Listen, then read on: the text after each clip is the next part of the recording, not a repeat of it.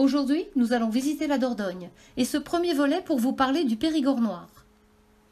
Nous voici à Montignac, charmant village au bord de la Vézère. Il vous ouvre les portes du Périgord noir. Nous nous sommes promenés dans ces ruelles médiévales avec ses maisons à pans de bois. Notre premier incontournable, la grotte de Lascaux, plus précisément le Centre international de l'art pariétal.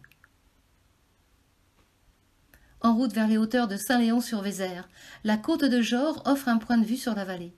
C'est aussi un excellent spot pour les parapentistes et en fonction du vent, vous pourrez assister à leur ballet. Continuons notre route avec la découverte de Sarlat. Nous sommes au cœur du Périgord noir, dans la capitale des amoureux du patrimoine, mais aussi de la gastronomie, avec les produits de son terroir tels que la truffe noire, les cèpes et le foie gras. Pour découvrir Sarlat, je vous propose dans l'ancienne église Sainte-Marie l'ascenseur panoramique. Jean Nouvel a su respecter le monument.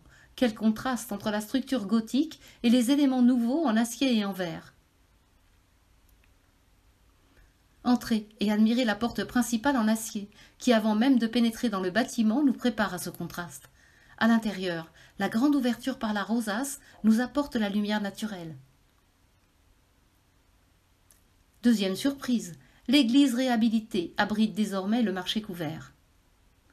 Voici la Roque-Gajac, un des plus beaux villages de France. Nous étions à la recherche de lieux insolites, et quoi de mieux qu'une promenade en gabarre à la découverte des châteaux qui bordent la Dordogne. Et puisque nous parlons de châteaux, voici le château de l'illustre écrivain Fénelon, forteresse des arts et des lettres. Le château d'Émilandes, qui fut la propriété de Joséphine Baker. Encore un lieu magique et un beau panorama sur la Dordogne. Les jardins suspendus, 6 km d'allées bordées de 150 000 buis centenaires, taillés à la main. Et agrémentés de cascades, belvédères, rocailles et théâtres de verdure. Un autre joyau du Périgord noir, la Bastide de Dôme. Sa position à flanc de falaise, en surplomb de la Dordogne, nous offre une vue panoramique sur les plaines cultivées et les forêts de chênes verts très sombres qui lui donnent son qualificatif de Périgord noir. Nous terminons le Périgord noir par le château de Castelnau.